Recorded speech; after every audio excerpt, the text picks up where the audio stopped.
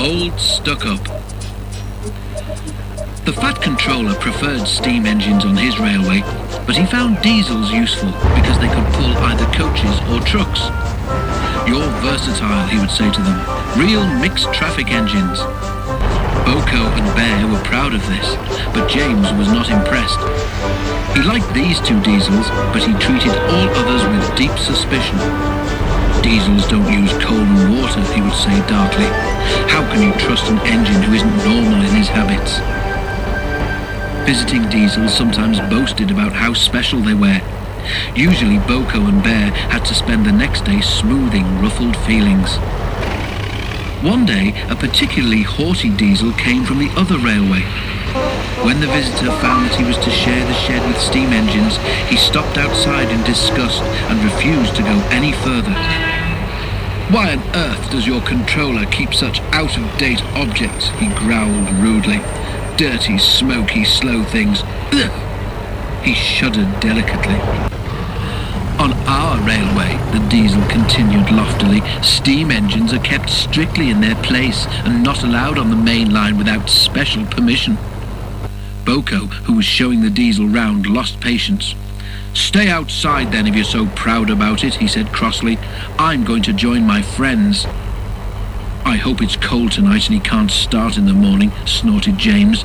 "At least someone might want to preserve us." "Who'd need him? Old Stuck-Up." The engines were glad when morning came. They went to fetch their trains as early as they could, and the visitor was left alone. "That's better," he purred to himself. "How can an engine rest in all that hissing and clanking?" The cleaning equipment and fuel supply were in the part of the shed which BoCo and Bear shared. Old Stuck-Up was so full of self-importance that he'd forgotten he would need cleaning and refueling before he went home. It was getting late when he remembered. "If I go in now while the shed is empty," he said to himself, "no one will know I've been." He scuttled forward quickly, too quickly. The rails where Bear and BoCo had stood were oily, and when he tried to stop, he couldn't.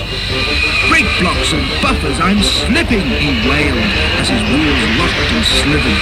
He shut his eyes as, with a despairing whoop of horror, he crashed into the wall at the end of the shed.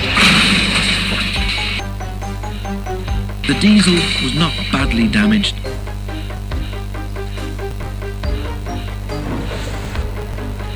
But a dreadful draught came through the hole in the wall.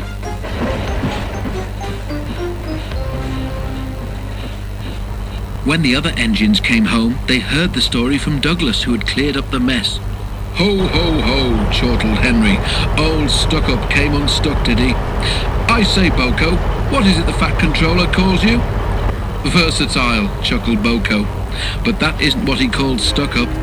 I couldn't hear all he said, but I didn't think it sounded very polite."